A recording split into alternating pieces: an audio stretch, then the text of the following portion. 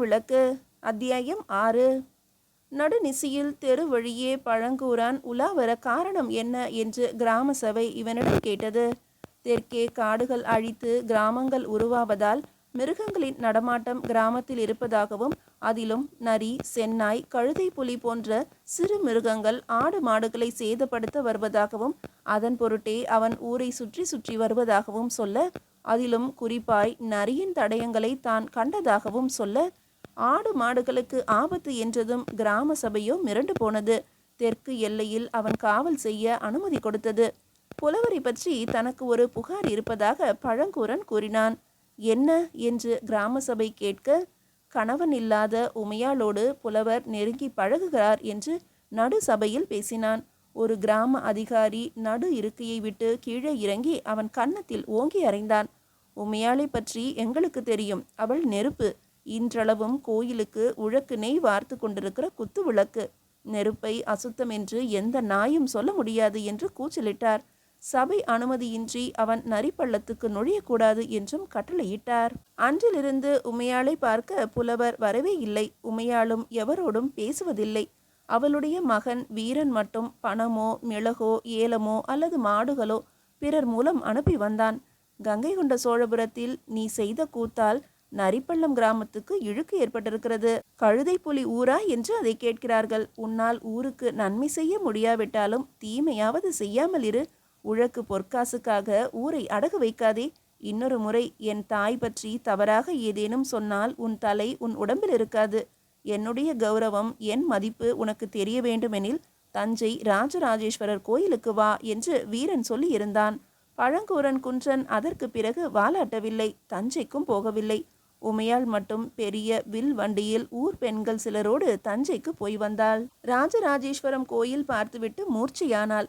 அகண்ட கோட்டை தளத்துக்குள் விமானமே சிவலிங்கம் போல காட்சியளித்தது. வாயில் தாண்டி உள்ளே போனதுமே கோயிலின் உயரம் இனம் புரியாத இறை உணர்வை கொடுத்தது. இறைவன் என்ற சக்திக்கு முன்னால் மனிதர்கள் தூசு என்கின்ற எண்ணம் வந்தது. அரசர்களும் அமைச்சர்களும் ஊர் பெரியவர்களும் வணிகர்களும் கோவிலுக்கு இடைவிடாது தானங்கள் அளித்து கொண்டிருந்தார்கள். அவர்கள் அளித்த தானத்தை ஓலையில் எழுதி, ஓலையில் எழுதப்பட்டதையே கருங்கல் சுவரில் சாசனமாக்கும் வேலை வீரனுக்கு. கல் தச்சர்கள் எழுதிய சாஸ்திரம் சரியா என்று பார்க்கும் பொறுப்பும் அவனுக்கு உண்டு. தஞ்சையில் உறுதியான ஓட்டு வீடு அவனுக்கு கொடுக்கப்பட்டிருந்தது. மாதம் ஒன்றுக்கு 10 கலம் நெல்லும் 1 கழஞ்சு பொன்னும் அவனுக்கு கூலியாக கொடுக்கப்பட்டது. இளம் வயதிலேயே மிக பெரிய வருவாயது. அதை தவிர அவனுக்கு தஞ்சையில் மிக பெரிய மதிப்பு இருந்தது. அவன் வருகைக்காக மாராயர்கள் காத்து கொண்டிருந்தார்கள். பிழையே இல்லாது எழுதுபவன் என்று அவன் பெயர் பெற்றிருந்தான். தமிழில் தேர்ச்சியும் வடமொழியில் பயிற்சியும் பெற்றிருந்தான். அரசர் அளித்திருந்த நிபந்தங்களை தன் தாய்க்கு வீரன் படித்து காட்டினான். குந்தவை பிராட்டியாரிட்ட நிபந்தங்களையும் கிருஷ்ணர் தேவனான பிரம்மராயர் எடுப்பித்த மதிர்ச்சுவரையும் காட்டினான். நீ போருக்கு போக வேண்டியது இருக்காதே வீரா என்று கவலையுடன் உமையாள் கேட்க, உன் கவலை எனக்கு புரிகிறதம்மா. நம் தந்தையை போலவோ பாட்டனை போலவோ நாம் போருக்கு போக வேண்டிய அவசியமில்லை. நான் ஒரு நிர்வாக அதிகாரி. வெகு சீக்கிரத்தில் நான் ஓலை நாயகமாக பதவி உயர்த்தப்படுவேன். தஞ்சையிலோ பழையாறையிலோ அல்லது கங்கை கொண்ட சோழபுரத்திலோ தங்கியிருப்பேன். அப்போது என்னுடனேயே வந்து தங்கிவிடு. வயல் வயலாக சுற்றி கருத்து கிடக்கிறாய். என்னோடு என் வீட்டின் நிழலில் அமர்ந்து கொள். இரவு தினமும் ஒரு கூத்தும் வில்லுப்பாட்டும் இங்கு கேட்டுக்கொண்டிருக்கும். உன்னை முதல் வரிசையில் உட்கார வைக்கிறேன். கூகுர் பாடிவிட்டு இங்கே வந்துவிடம்மா. இங்கு வேலைக்கு ஆட்கள் உண்டு. கோயில் தளிகையில் எனக்கு பங்கு உண்டு. இங்கு குடிபெயர்ந்து வந்துவிடு என்று கேட்டான். அது சரியாக வராது வீரா. நமது வயல்கள் கவனிப்பாரற்று போய்விடுமே. இதை தவிர என்னோடு பிணக்கு கொண்டு வீட்டை விட்டு போன உன் தகப்பன் வீடு வந்தால் அவரை நான் வரவேற்க வேண்டாமா? அவருக்காக நான் தினமும் ஏற்றுகின்ற நெய் விளக்கு ஏற்ற முடியாமல் போகுமே. நான் தஞ்சையில் இருக்க முடியாது வீரா. இப்போது நீ தஞ்சையில் தானே இருக்கிறாய். யார் அங்கே விளக்கேற்றுவார்கள்? அங்கே கூட விலை கொடுத்து 40 உழக்கு நெய் அளந்து கொடுத்துவிட்டு வந்திருக்கிறேன். கோவில் அதிகாரியிடம் நிச்சயம் ஏற்றுவதாக சத்தியம் வாங்கியிருக்கிறேன்.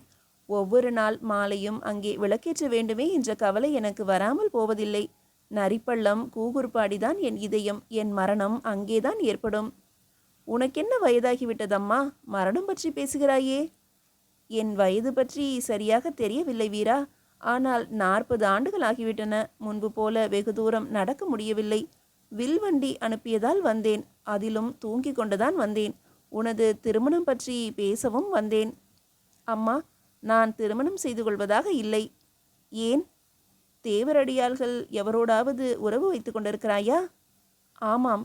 யாரது? உனக்கு நன்கு தெரிந்தவரின் மகள். இது திருமணம் ஆகாதே வீரா. இது அங்கீகரிக்கப்படாவிட்டால் கவலை இல்லை அம்மா. அமைதியாகவும் மகிழ்ச்சியாகவும் வாழ வேண்டும் என்பதே என் விருப்பம். உன்னை போல சகல திறமையுள்ள பெண்ணை, புத்திசாலியானவளை நான் நேசிக்கிறேன். என் அதிர்ஷ்டமோ துர்திருஷ்டமோ அவள் தேவரடியாளாக இருந்தாள். அரசரின் அனுமதி பெற்று அவள் எனக்கு வாழ்க்கைப்பட்டாள். நானே சகலமும் என்று தீர்மானித்து விட்டாள். ஆடுவதை விட்டுவிட்டு பதிகங்கள் மட்டுமே பாடுகிறாள்.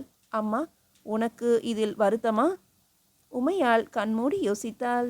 பிறகு, எனக்கு தெரிந்தவர் என்றாயே, யாரது என்றாள். மாலையில் வீட்டுக்குள் நுழைந்த பெண்ணை பார்த்து திகைப்பில் வாய் புதைத்தாள். ஓடிப்போய் தழுவிக்கொண்டாள். குடகு பெண். குடகில் வளர்ந்து சாளுக்கியரால் கவரப்பட்டு பிறகு சோழர்களால் முசங்கியிலிருந்து கொண்டு வரப்பட்ட பெண். ஒரு சாளுக்கியனுக்கு வாழ்க்கைப்பட்டு அவனால் தொடப்படாது அவள் வீட்டிலேயே தங்கிய பெண். அவளுக்கு வர்ண கோலம் கற்றுக் கொடுத்தவள்.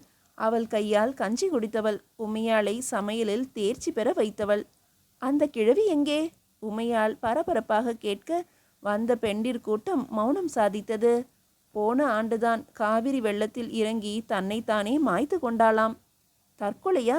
ஏன்? என்ன காரணம்? உமையாளின் வீட்டை விட்டு கிளம்பியதுமே கங்கையுண்ட சோழபுரத்துக்கு போனார்களாம். புருஷனை பற்றி விசாரித்தார்களாம். அந்த சாளுக்கிய சேனாதிபதி தஞ்சை கோயிலில் அடிமையாக இருப்பதை தெரிந்து கொண்டாளாம். உடனே தஞ்சைக்கு போனார்களாம். அங்கே புருஷனை பார்த்து காலில் விழுந்து அழுதாலாம் கிழவி. புருஷன் ஏற்றுக்கொள்ள மறுத்து விட்டானாம். என்னை அடிமையாக்கி என் மனைவியையும் சிறைப்பிடித்து வந்திருக்கின்ற சோழர்களிடையே இந்த சோழ பூமியில் நான் குடித்தனம் செய்ய முடியாது, குடும்பம் நடத்த முடியாது என்று சொல்லிவிட்டானாம். உன்னை அடிமை தலையிலிருந்து விடுவிக்க எனக்கு அனுமதி இருக்கிறது. அவ்வாறு ஓலை எழுதி கொடுக்கப்பட்டிருக்கிறது. விடுதலை பெற்று சாளுக்கிய தேசம் போகலாம் என்று கேட்டபோது அவள் கணவன் மறுத்துவிட்டான். போரில் அடிமைப்பட்ட நான் பெண்டாட்டியால் விடுதலை பெற விரும்பவில்லை என்று சொல்லிவிட்டான். எனக்கும் சிவபெருமான் தான் தெய்வம். இந்த சோழர்களுக்கும் சிவன்தான் தெய்வம். சோழர்களுக்கு வெற்றியும் சாளுக்கியர்களுக்கு தோல்வியும் இந்த சிவன் கொடுத்தார் என்றால் நான் இங்கு அடிமையாக இருப்பது இறைவனின் கட்டளை. அந்த புறத்திலோ அரண்மனையிலோ அடிமையாக இல்லாமல் இதோ எதிரே இருக்கின்ற சிவனுக்கு நான் அடிமையாக இருக்கிறேன். அதில் எனக்கு பரம சந்தோஷம். உயிர் உள்ளவரை சிவபெருமானுக்கு அடிமையாக இருப்பேன். இறந்த பிறகு மறுபடியும் சாளுக்கியனாக பிறப்பேன், சத்திரியனாக பிறப்பேன். அப்படி பிறந்து இந்த சோழ சாம்ராஜ்யத்தை நிர்மூலமாக்குவேன். சோழ அரச குல பெண்களை சிறைபிடித்து வந்து என் அரண்மனையில் தாதிகளாக்குவேன். அதற்காகவே இந்த அடிமை தவம். இந்த அடிமை தவத்தில் இருக்கும் எனக்கு வேறு எந்த சுகமும் தேவையில்லை. இது சிவன் ஆணை என்று மறுத்துவிட்டான். அந்த குடகு பெண்ணை பார்த்து, நீ எனக்கு மனைவியே அல்ல. உன்னை மனைவியாக நான் ஒருபோதும் நினைக்கவில்லை. உனக்கு சாளுக்கியர்களிடமிருந்து ஆபத்து நேரக்கூடாது என்பதற்காகத்தான் என் மனைவி இழுத்து வந்தாள். நீ பொதுமகளாகிவிடக் கூடாது என்பதற்காகத்தான் உன்னை காப்பாற்றினாள். என் மகள் வயதை ஒத்த உன்னை மனைவியாக நான் நினைக்கவில்லை. உன்னை காப்பாற்றிய புண்ணியம்தான் என் மனைவிக்கு அடிமை நிலையிலிருந்து விடுதலை கிடைத்திருக்கிறது. உன்னை நான் தொடாமல் விலகி நின்ற ஒழுக்கம்தான் என்னை இன்னும் உயிரோடு வைத்து இறைப்பணி செய்ய சொல்லியிருக்கிறது. ஆனால் திருவொற்றியூரிலிருந்து இவளை கதற கதற பிடித்து வந்தேனே, என் காம கிழத்தியாக இவளை வைத்து கொண்டேனே, அதற்கான தண்டனை இது. இது எனக்கு கொடுக்கப்பட்ட தண்டனை. மேலே போர்த்தியிருந்த துணியை இறக்கி முதுகு காட்டினானாம். முதுகு முழுவதும் சவுக்கால் அடித்த தழும்புகள் இருந்தன.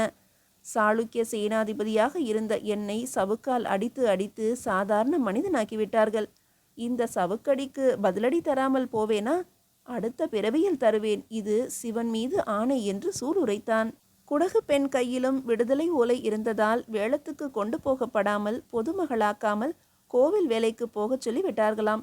குடகுக்காரி சூல லட்சணை இட்டு கொண்டு அப்பை என்கின்ற தன் பெயரை பொன்னாச்சி என்று மாற்றிக்கொண்டு தேவரடியாள் ஆகிவிட்டாளாம். பிரம்மராயரின் உறவுக்காரனான ஒரு அந்தன போர் வீரனுக்கு அணுக்கியானாளாம். அவளுக்கும் அவருக்கும் பிறந்த குழந்தைதான் எச்சுமி என்ற பெண்ணாம். அந்த எச்சுமியைத்தான் வீரன் திருமணம் செய்து கொண்டிருக்கிறான். எச்சுமியை அழைத்து வந்தார்கள். அவள் குனிந்து உமையாலை நமஸ்கரித்தாள்.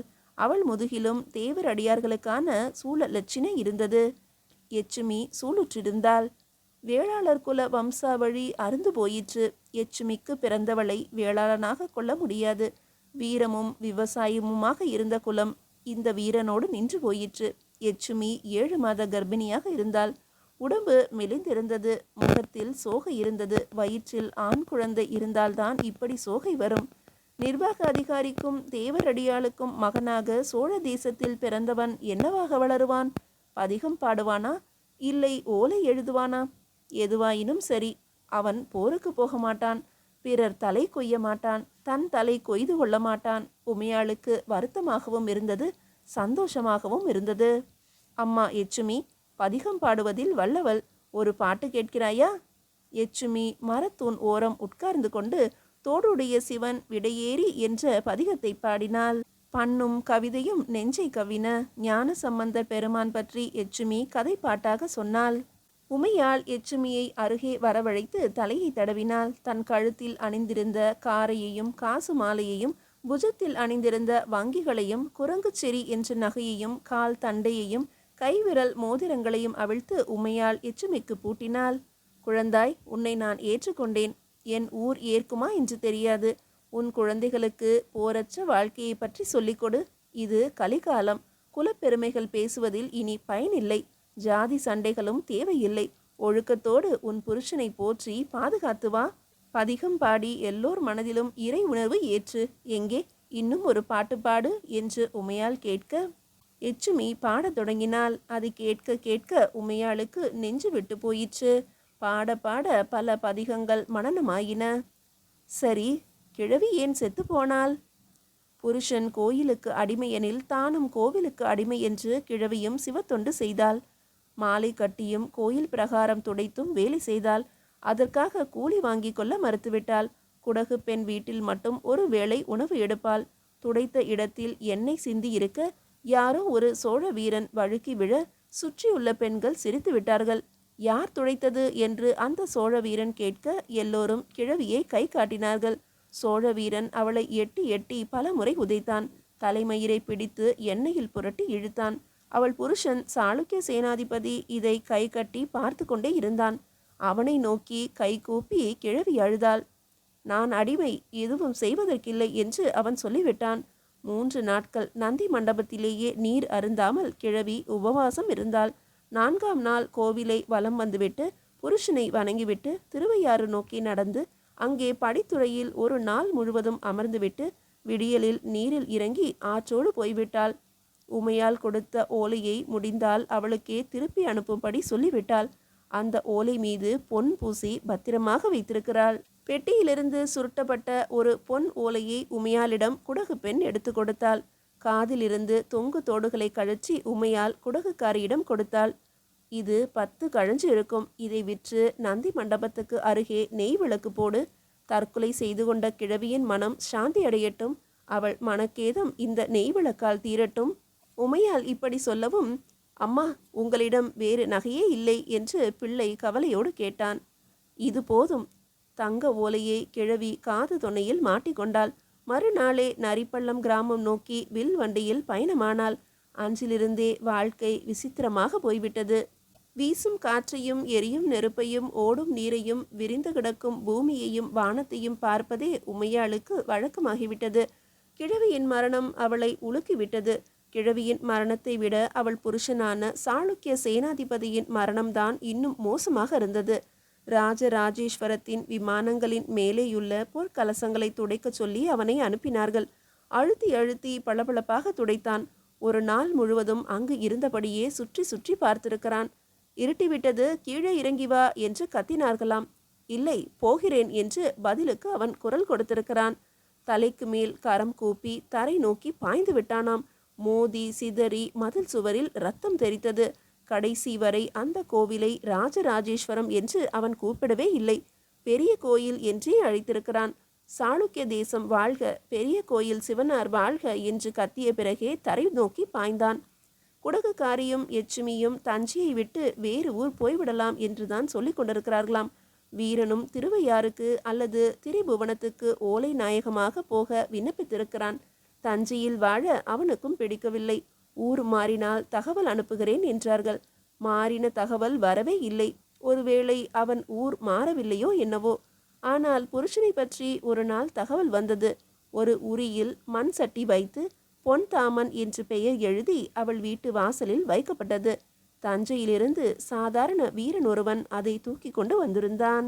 ராஜேந்திரன் ஈழத்து அரசர்களை அடக்க படையெடுத்த போது அந்த போரில் கலந்து கொண்ட பொன்தாமன் படுகாயப்பட்டான். எடுத்து கொண்டு வந்து சோழர்கள் கைப்பற்றிய பௌத்த விகாரத்திலேயே வைத்து புத்த பிட்சுக்களுக்கு கட்டளையிட்டு மருத்துவம் பார்க்க சொல்லியிருக்கிறார்கள். நினைவிழந்த நிலையில் இருந்த பொன்தாமன் உட்கார்ந்து பேசுகின்ற விதமாக தேறி வந்திருக்கிறான். ஒரு நாள் படுக்கையில் பொன்தாமன் இறந்து போனான் என்று அவன் கையெழுத்திட்ட ஓலை இருந்ததாம். நாலா திசைகளிலும் தேடினார்களாம். கடற்கரை ஓரமாக ஒரு பிணம் எரிந்து கிடந்ததாம். அதுதான் பொன்தாமன் என்று அடையாளம் கொண்டு எலும்புகளை திரட்டி பானையில் வைத்து இங்கே அனுப்பியிருக்கிறார்கள். உமையாளால் இதை நம்ப முடியவில்லை. ஜம்புநாதர் கோவிலுக்கு ஓடினாள். நல்ல சொல் தந்துவிட்டு இப்போது கெட்ட சொல் கேட்க வைத்திருக்கிறாய். உன்னை நம்பி அவருக்காக விளக்கு ஏற்றினேனே, இது முறையா? நீ இறையா என்று கூவினாள் உமையாள். உழக்கு நெய் காசு கொடுத்து கோவிலில் வாங்கினாள். அவர் உயிரோடு இருந்தால் இந்த தீபம் எரியும், இல்லையெனில் உடனே அணையும். காற்றே, வெளியே, நீரே, நெருப்பே, என் பூமியே, எனக்கு செய்தி சொல்லுங்கள். எனக்கு தோழர் நீங்களே, எனக்கு உண்மையை சொல்லுங்கள். என் புருஷன் இருக்கிறானா இறந்தானா என்று சொல்லுங்கள்.